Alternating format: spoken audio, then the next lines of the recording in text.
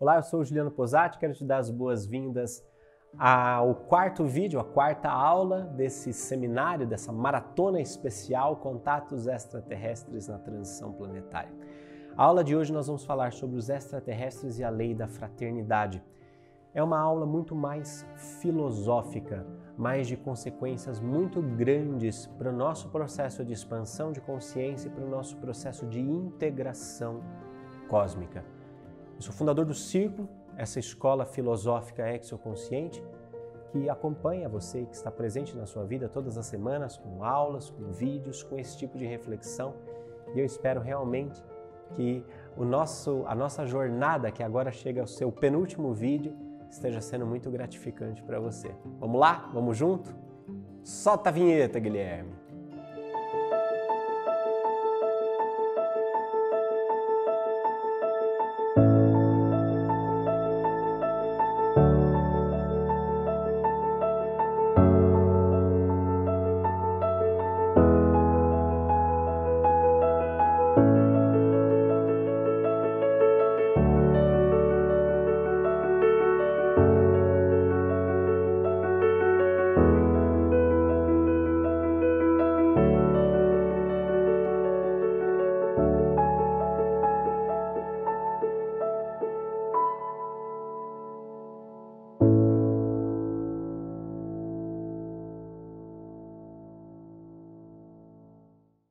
Quero começar essa aula, que tem um teor filosófico, mas de um jeito leve, para que você compreenda exatamente o ponto que eu quero chegar. E eu vou fazer uma revelação surpreendente para você. Eu vou mostrar para você de cara a fotografia de um disco voador. De verdade, disco voador. Pode olhar em tela, ó. Você quer me matar, né? Pois é. Na Patrulha Canina, como em diversos outros desenhos, nós estamos começando a ver cada vez mais a presença de naves e discos voadores. Todas as nossas crianças, cada vez mais, estão entrando em contato com a realidade, com a naturalidade da presença extraterrestre no meio de nós. E pode ser que, à medida que eu fale isso para você, você fique me olhando com essa cara. E pode ser que à medida em que você fale com os seus amigos, seja essa cara que ele faz para você. E quase sempre a gente começa uma discussão sobre o aspecto da filosofia, da espiritualidade, da ciência e começamos a debater e a brigar sobre o que são esses eventos. E aí você vai para os eventos de ufologia, fica assim, ó. Parecendo Patolino, né? O pessoal da espiritualidade com o pessoal da casuística e a discussão vai. Então, a fraternidade reina até o final do evento, né? Nós estamos assim, nos tratando gentilmente como Homer e o Bart. E no fundo, isso dá uma canseira desgraçada. Essa que é a verdade. Cansa porque o nosso limite consciencial ainda é muito estreito para essa realidade e para tudo isso que está se descortinando para nós. E é muito interessante como, apesar de tudo isso, estes seres continuam estabelecendo contato, continuam entregando aquilo que eles têm de melhor. Durante o processo de contato do General Showa, relatado no livro Mergulho no Hiperespaço, duas informações são muito importantes para que a gente entenda o contexto da lei da fraternidade universal. Acompanha comigo em tela. Aquilo que posteriormente viemos a confirmar, isto é, que o nosso trabalho, e aqui é um dos seres, né, dos seres extraterrestres que estão contatando com ele, o nosso trabalho estaria ligado a seres e hierarquias superiores, os quais seriam absolutamente afinizados em relação a todo esse conhecimento, inclusive a essa capacidade de deslocamento em termos cósmicos, isto é, que eles teriam também essa capacidade de o realizar como nós realizamos, dominando assim espaços galácticos como nós os dominamos. Então, que se constitua com certeza para todos vocês que, ao se dedicarem ao trabalho que assim os reúne, a esse tipo de serviço estarão trabalhando no campo de atuação das hierarquias planetárias do próprio globo, do seu sistema e do seu mundo. É muito interessante notar que a evolução segue o mesmo caminho em todo o universo. Existem leis que regem a evolução em todo o universo. E uma dessas leis é a lei da fraternidade. Uma dessas leis é a lei que nos mostra que todos nós somos uma única família cósmica. Eu me lembro de Chico Xavier no programa Pinga Fogo de 1971. Então, nós vamos compreender, quem sabe, que todos fazemos parte de uma família universal. Que todos somos filhos do mesmo Pai, do Pai de todas as coisas. Quando eu penso em família cósmica, acompanha comigo esse modelo que vai se desenhando aí. Quando eu penso em família cósmica, isso me leva para essa ideia da lei da fraternidade. Fraternidade vem de frater, né? Da origem à palavra fratello em italiano, que é irmão. Quando eu falo lei da fraternidade, é o equivalente ao dizer a lei da irmandade, ou seja, eu compreendo que existe uma irmandade cósmica, que todos somos irmãos, não apenas no planeta Terra, mas no cosmos. Veja, isso é claro, é muito avançado, porque nós mal conseguimos nos tratar como irmãos no planeta Terra, não é? Veja, a comunicação não violenta surge pelo Marshall, que lidava com escolas no final ali da década de 70, que estavam vencendo a segregação racial, ou seja, a comunidade negra e a comunidade dito branca ainda entravam em atritos porque as leis de segregação haviam caído. Quer dizer, nós mal conseguimos começar a compreender no planeta Terra que nós somos irmãos, que somos todos seres humanos, que se arrancar as nossas cascas aqui, somos todos iguais, carne, osso, sangue. Mal compreendemos isso. Veja como é profundo esse pensamento de que a nossa família ainda se estende por outros orbes. A partir da ideia da lei da fraternidade, eu começo a especular sobre a unidade. Ou seja, se nós todos somos irmãos em todos os planetas e em todos os sistemas, existe uma unidade, existe algo em comum entre nós. Existe alguma marca em nós que parece ser comum. Mas os corpos são diferentes, as estruturas etéreas são diferentes, a matéria é diferente, apresenta configurações diferentes. Como o comandante Zayas explicava na última aula, existe uma química análoga, ou seja, ela tem analogia, ela tem equivalência, mas não é igual. Então, o que é essa unidade? O que é isso que tem de igual em todos nós? O que é isso que nos faz perceber, veja aí no slide em tela, a ideia de comum unidade. Existe uma unidade em comum, algo que nos faz participar da mesma família.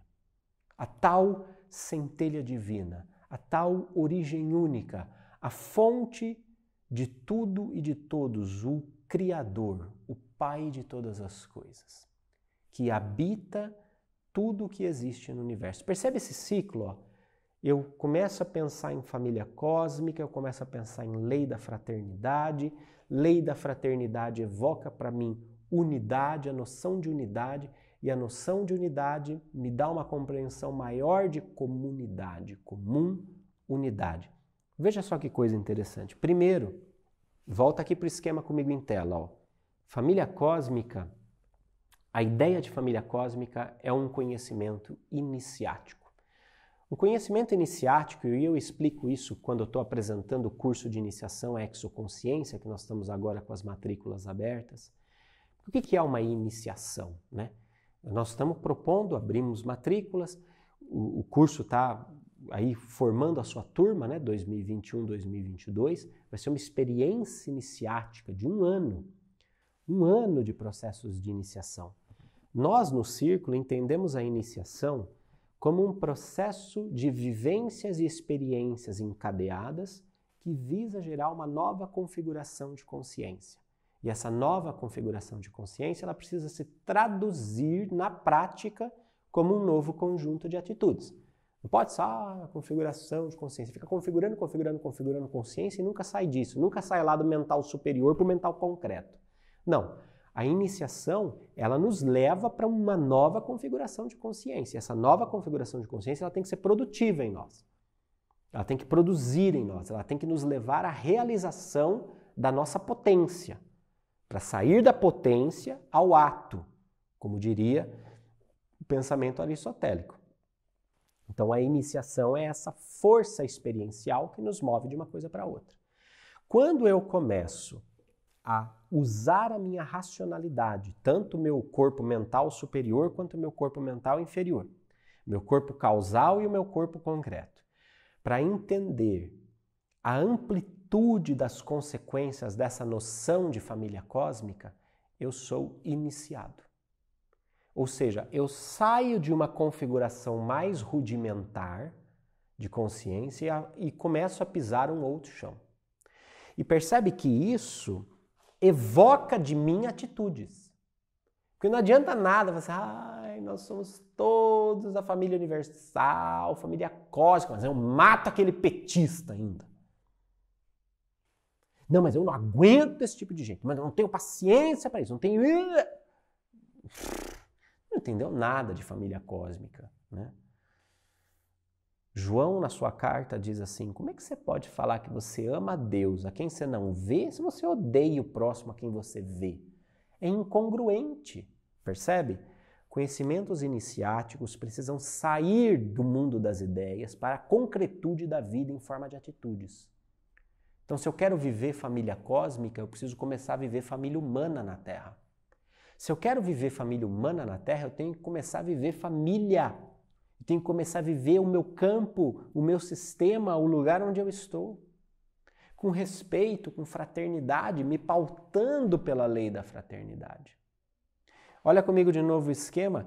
Esse conhecimento iniciático vai me levar para a lei da fraternidade e eu vou entender, eu vou explicar para você hoje lei da fraternidade a partir da tétrada pitagórica, que é um esquema visual, geométrico, absolutamente sagrado dos pitagóricos, que são filósofos, é uma escola filosófica ligada a Pitágoras, um filósofo pré-socrático, que era também muito místico, muito...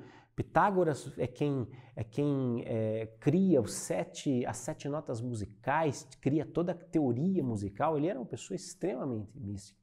E a ideia da tétrada pitagórica era muito sagrada, nós vamos entrar já, porque você vai perceber que a gente começa a colocar todos esses conceitos aqui num único símbolo, que vai nos abrir muito a cabeça para a questão da lei da fraternidade. Para que eu entenda isso, eu preciso entender a unidade, eu preciso entender de princípios herméticos. O hermetismo em si é uma grande iniciação do curso de iniciação à exoconsciência. Eu diria para vocês que a expressão da exoconsciência mais firme, mais forte, ela se passa através do módulo 5, que é o módulo de iniciação à exoconsciência do nosso curso. E existe toda uma preparação para chegar até lá, porque isso precisa assentar e esse é um conhecimento realmente profundo. Por isso até a nossa experiência do curso de iniciação à exoconsciência é uma experiência prevista para 1 ano. São 10 sessões, são 10 encontros de mentoria, além das aulas em vídeo que você tem no meio do caminho. Por quê? Cara, porque é muita coisa. É muita coisa para você chegar à exoconsciência. Porque senão a gente vai ficar na exo-inconsciência, né? Aí tudo eu acho, eu sinto, não sei o que, isso e aquilo, mas assim, quando não tem autoconsciência, não tem domínio, né? Você pode ter uma força interior maravilhosa. Se você não tiver autoconsciência dela, ela vai ser como um cavalo que te arrasta. Agora, se você tiver consciência, é como se você selasse esse cavalo, essa força bruta, sela, mas aí você governa essa força. E aí ela te leva longe, né? E para entender unidade e comunidade, a gente precisa vincular isso, a gente precisa começar a entender como é que é essência que permeia todo o universo faz de todos nós uma única família. Eu quero abrir para você e quero mostrar para você que esses conhecimentos eles vão se cruzando, né? Isso aqui, olha, esse esquema que você está vendo em tela aqui, marque bem esse esquema. Porque só de olhar para ele você vai ter muitas elucubrações para fazer com o seu grupo de estudos. Veja, vamos pensar um pouco na tétrada pitagórica. A tétrada pitagórica, como você vê em tela, ela parte de uma forma piramidal, de um triângulo, né? O triângulo, ele tem, cara, implicações muito profundas, muito interessantes, né? Porque é um polímero de 3 faces, vamos falar assim. Essas 3 faces, esses 3 ângulos, essas 3 vertentes sempre vão evocar aqui o número 3, né? Você já vai entender por que o número 3 é tão importante. Mas, basicamente, todos os povos da antiguidade enxergavam nessa forma piramidal o caminho evolutivo, né? Como se nós saíssemos da base rumo ao topo. A escola pitagórica tinha ideias semelhantes. O Pitágoras e toda a escola pitagórica distribuíram aqui, do número 1 ao número 5 dentro dessa pirâmide, de forma a começar a especular sobre a origem do nosso universo, a cosmogonia do nosso universo. Cosmogonia é uma palavra que fala sobre a origem do cosmos, né? A cosmogonia era uma pauta dos filósofos pré-socráticos, como Pitágoras, Tales de Mileto, Parmênides, Heráclito. Todos eles tinham uma necessidade muito grande de tentar explicar a realidade, porque todos eles percebiam que havia uma certa impermanência na realidade. Uma impermanência na realidade. O que uma coisa era, no momento seguinte já não era mais. E essa impermanência, essa finitude, dava uma certa agonia existencial. E é verdade mesmo, gente. É verdade. E nós experimentamos essa agonia diante da morte, por exemplo. No momento você está com uma pessoa que você ama, né? Você está ali. No outro momento você não está mais. E essa finitude é uma agonia, porque deixa um buraco em nós. Deixa um buraco gigante. Eu precisei me despedir do meu cachorro Dudu em julho. Dói até hoje, gente. É uma ausência, uma coisa. Uma coisa que você fala assim, cara, cadê aquela plenitude de vida? Cadê aquela alegria? Cadê meu barbudinho? Cadê? Cadê a bola para jogar? Cadê aquela presença aqui? Percebe? Essa agonia que permeia a vida humana, que faz com que a vida humana pareça uma piada de mau gosto, era também a agonia dos antigos filósofos desse período pré-socrático. E eles começam a elaborar teorias para a cosmogonia do universo. Eles começam a tentar entender qual era a essência por trás, o que permanecia diante de tudo aquilo que mudava a todo momento, né? E o Pitágoras ele começa a entender que tudo isso vinha de uma unidade. Por isso, ele atribuía ao número 1 o princípio originário de todas as coisas, o uno. Havia uma unidade original, uma unidade essencial. Nós poderíamos pensar que esse uno é Deus, o Pai de todas as coisas. Quando essa unidade projeta sua vontade sobre a realidade, quando essa unidade começa a entrar, começa a criar, ela projeta a sua vontade no seu ser e ela gera a dualidade. Aí olha só o que acontece com a pirâmide. Vem o 2 logo abaixo, né? Então o dual, aquilo que é a marca da nossa realidade, o dual, o dia, a noite, o quente, o frio, a vida, a morte, o alto, o baixo. Percebe? Tudo na nossa realidade é dual. Então, uma expressão que é gerada a partir da unidade, mas é dual, né? Positivo, negativo. O 3 os pitagóricos entendiam como o número da razão ou o número do espírito. Olha que coisa interessante, o número do espírito. Por quê? É a unidade, veja aí na imagem em tela, a unidade original que projeta a dualidade, mas habita no meio da dualidade. Ou seja, é o 3. É o número da razão, porque A está para B como B está para C. Razão, inteligência, vem de inteligeres, escolher dentre. Para escolher dentre você tem que ter, né? Está aqui, número do espírito, 3. E o 4, na base da pirâmide, como símbolo da realidade mais densa, mais material. Numa ponta da pirâmide, a unidade, completamente imaterial, o uno, o todo, Deus. Na outra base, a matéria. E aí aqui o 4, como na concepção grega dos 4 elementos, né? Nós poderíamos entender aqui a quadrimensão, né? A quadrimensão. Nós poderíamos entender 3 noções de espaço para uma de tempo, nós poderíamos entender norte, sul, leste, oeste, enfim. 4 que simbolicamente traz tantas compreensões interessantes, né? Aqui, quando, olha só, deixa eu ligar aqui todos os pontinhos, é muito interessante porque este desenho final aqui é o desenho conhecido como a tétrada pitagórica e ele traz muitas ideias curiosas, muito dos princípios herméticos, por exemplo, do mentalismo, né? O mentalismo é o todo é mente, o universo é mental, o todo cria a partir da sua mente, ou seja, esse princípio originário do todo, o um, não é? O princípio de polaridade, então vem o 2, né? Vem o 2 que se projeta até lá na base da pirâmide, aí você tem 2 polos, né? De maneira que a evolução, que é o retorno para a unidade original, é a superação das polaridades. Quanto mais eu começo a superar as polaridades, mais eu vou subir num andarzinho aí nessa pirâmide. Mais eu vou me unindo novamente, eu vou retornando a minha consciência a esse estado de unidade com o todo. Logo eu começo a perceber que separatividade é o oposto de evolução. Fragmentação é o oposto de evolução. Evolução é caminho para a unidade. Eu começo a perceber correspondência. Porque olha só os andarezinhos dessa pirâmide, como eles se correspondem, existe analogia entre eles. Nós poderíamos pensar também na analogia entre as dimensões. Existem princípios originários que vão se projetando para expressões mais físicas, mais densas da matéria.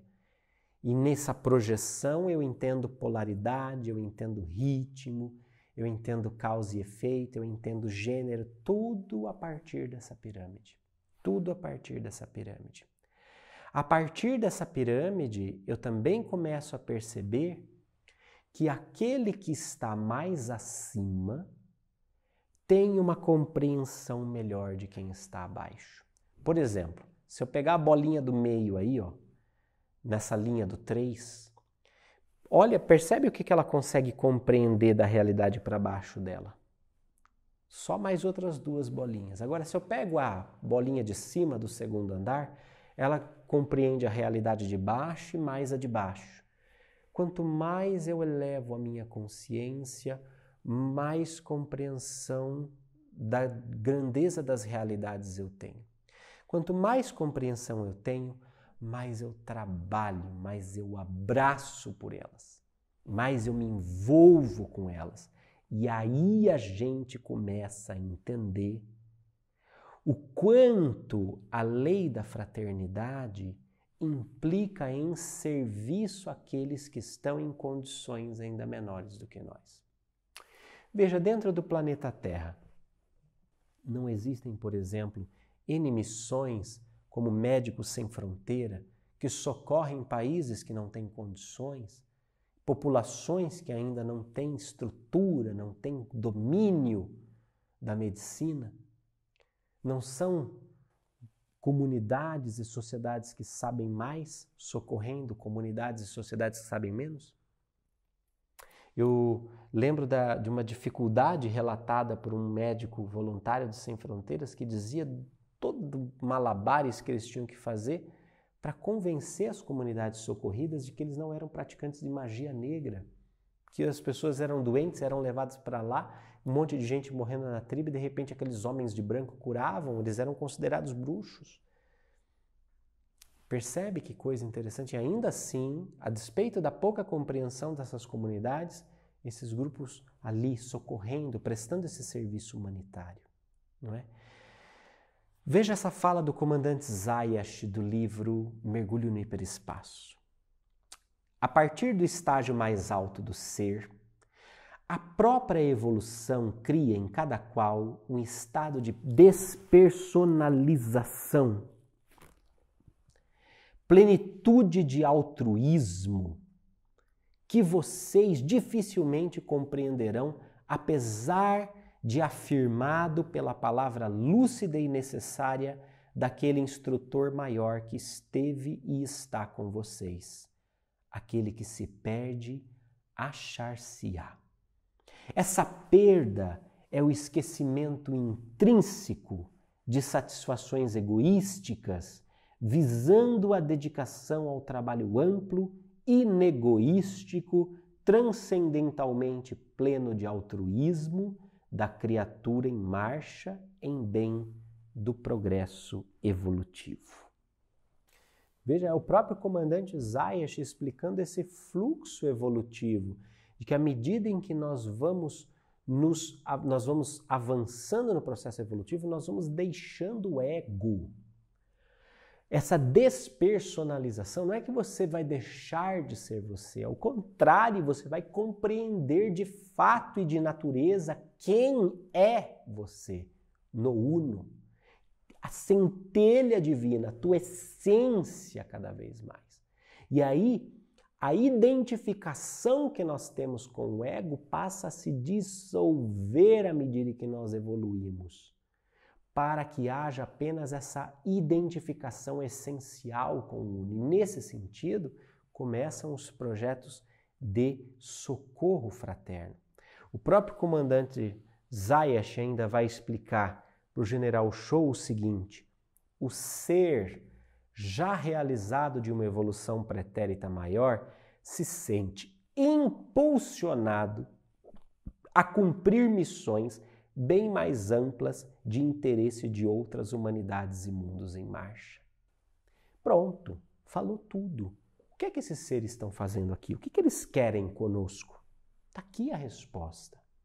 Agora, mais do que isso, veja o que acontece.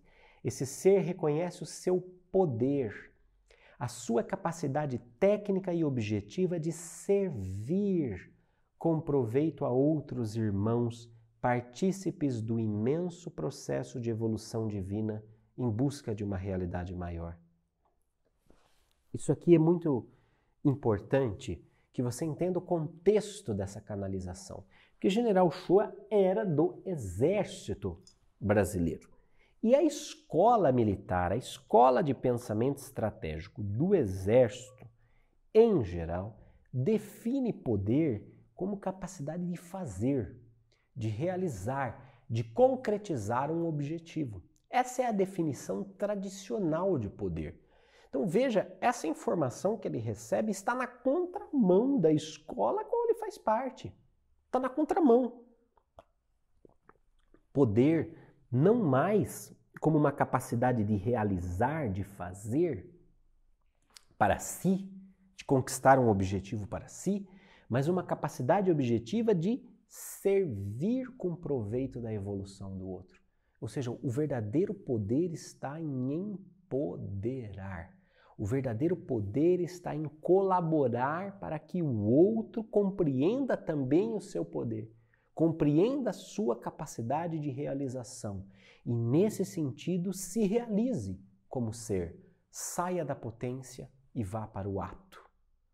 Olha que coisa maravilhosa! Nesse sentido, quanto mais poder um ser tem, agora abstraindo a noção terrestre de poder, quanto mais poder um ser tem, maior a sua capacidade de colaborar para a evolução dos outros. Gente, Aí você começa a entender por que é que Jesus é poderoso. Qual a capacidade desse homem, desse ser? Qual foi a capacidade que ele expressou na sua contribuição para a nossa evolução?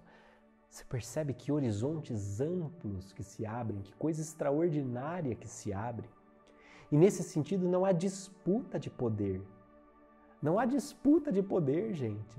Porque quanto mais se colabora, mais se evolui. Quanto mais se empodera, mais pessoas empoderando haverá. Mas o nosso ego, ainda muito egoísta, muito voltado para si mesmo, quer orientar o poder para si. É ainda uma expressão infantil de poder. Então eu ainda entendo o poder como a capacidade de fazer o que eu quero, para mim mesmo. Olha só, poder virado para si. Quando é que o poder assume a sua real vocação, a sua divina vocação? Quando eu oriento ele para o outro. Então, ao invés de conquistar e realizar para mim, o poder se expressa como a minha capacidade de incentivar o outro a realizar também. O outro a realizar a sua evolução, a sua conquista, sair do ato, da potência e ir ao ato. Aí esse poder se desdobra, percebe? É muito, muito interessante, porque os próprios seres desse grupo que se manifesta em Alexandria reconhecem o Cristo como o supremo hierarca do planeta, né? O que conversa também com a obra de Chico Xavier, que reconhecia em Jesus o governador espiritual do planeta Terra. Agora, hierarca, rei, governador, são títulos muito humanos, muito egoístas, muito ainda primitivos para um ser desse, porque ele não governa pela imposição da sua vontade, ele governa pela expressão do seu exemplo. Entende? Ele não é um governo eleito pela democracia, pela opinião de todos. Ele assume a posição de servidor máximo. E não é que não vai haver um golpe militar em Jesus. Vamos depor o governo de Jesus. Mas ele está aguardando ansiosamente que você assuma esse lugar. Ele está aguardando ansiosamente que você faça o que ele fez e coisas ainda maiores. Porque quanto maiores forem as coisas que nós realizarmos em nós a partir daquilo que ele ensinou, mais ainda nós reconheceremos o seu poder como capacidade técnica e objetiva de colaborar para a manifestação de nós, da nossa potência, do nosso potencial, daquilo que nós podemos vir a ser. Essa é a real lei da fraternidade. Esse é o real poder. A fraternidade é uma expressão do poder, mas não o poder temporal que nós conhecemos, não o poder voltado para nós mesmos, para aquilo que nós queremos, para a nossa vontade.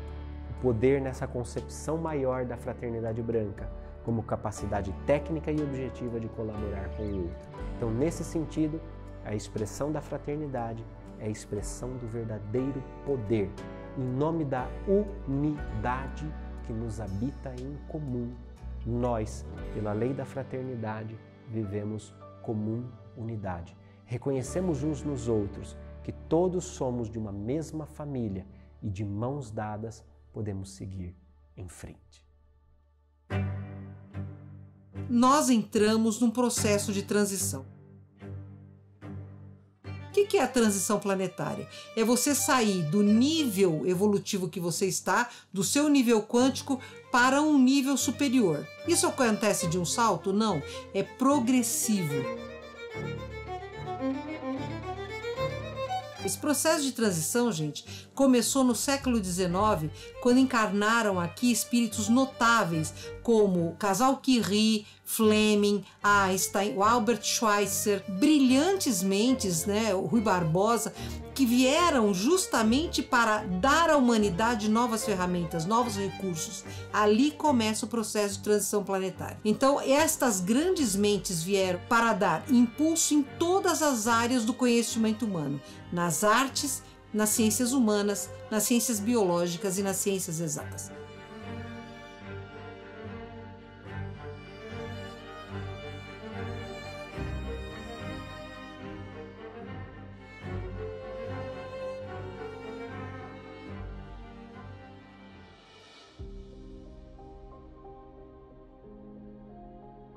Então, tudo que está ocorrendo para terminar de fazer esta limpeza. Quem não conseguir atingir pela tradição, né, vai ser levado para algum outro lugar.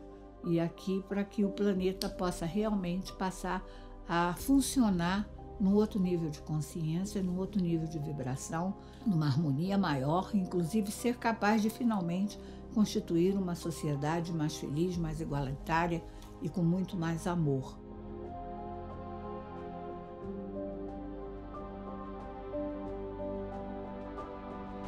É muito poderoso, especialmente se a gente aprender a trabalhar junto, se a gente aprender a colaborar, se a gente aprender a se ajudar de verdade. E eu acho que isso vai ser um movimento natural que vai acontecer à medida em que a gente for expandindo a nossa compreensão e relembrando que a gente não está separado um do outro.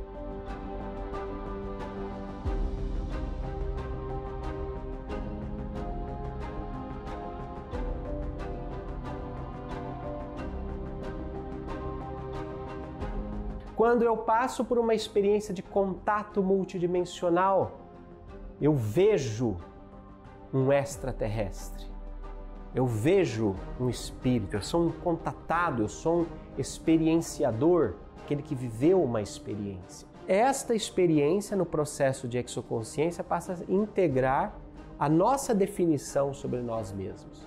Quando define quem eu sou, me ajuda a definir o meu lugar de pertencimento e flow. Então, uma iniciação vai ser um processo de vivências encadeadas e vai me levar a uma nova configuração de consciência, de autoconsciência. Essa autoconsciência me coloca um pouco mais no meu lugar.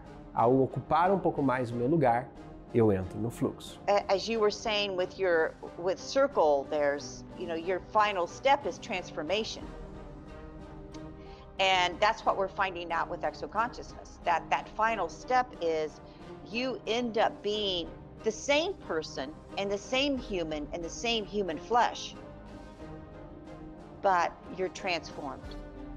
You're stepping out of old beliefs and old limitations that you believe no longer define you, and you're transforming who you see yourself as. And a lot of this work ends up being self-work. Like, I'm going to work on myself. I'm going to feel how this transformation of, as I move into exoconsciousness, I, for example, can say, I am having this feeling of, in many areas of spiritual work.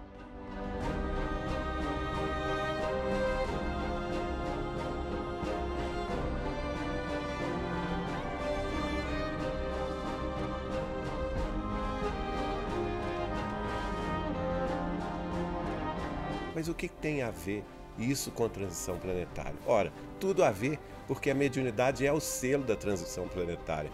É ela que está nos preparando para esse novo paradigma de espiritualidade. É ela que está nos dotando de capacidades cognitivas que nos façam abrir os olhos espirituais para outras dimensões, para conversar com outras dimensões. Né? A mediunidade é esse terceiro olho, é essa nova visão, o sexto sentido, não importa o nome que se dê dentro das escolas, diversas escolas filosóficas ou religiosas, mas ela é fato, ela está presente em cada um de nós e ela vai ser veículo dessa transformação do nosso eu para o eu integral.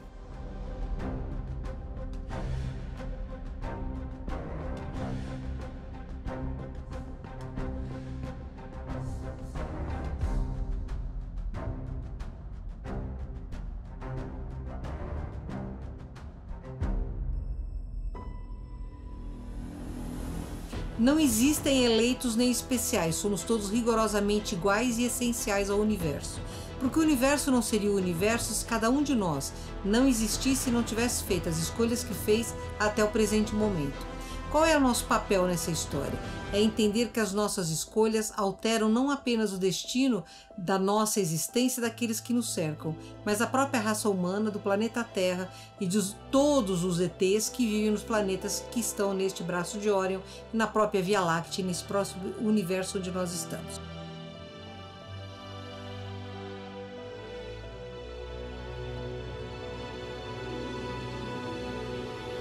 Eu acredito e nós, Círculo, estamos profundamente alinhados com essa visão do Mestre. Por isso nós temos nos reposicionado como escola filosófica exoconsciente, porque é na educação que esses seres têm a maior possibilidade de promover a autonomia espiritual do ser humano, dos próximos seres humanos, das próximas gerações. Nós que nascemos nesse período de transição planetária, nós temos que entender de que nada que nós estamos fazendo agora, nós colheremos o fruto imediatamente. Você vai começar a perceber que as pessoas vão dando conta de uma determinada quantidade e depois elas não aguentam. Há uma pequena minoria no planeta Terra que se acha realmente em condições de ter relações, de se relacionar, de compreender e de fluir com esses seres, com a pauta desse tipo de projeto.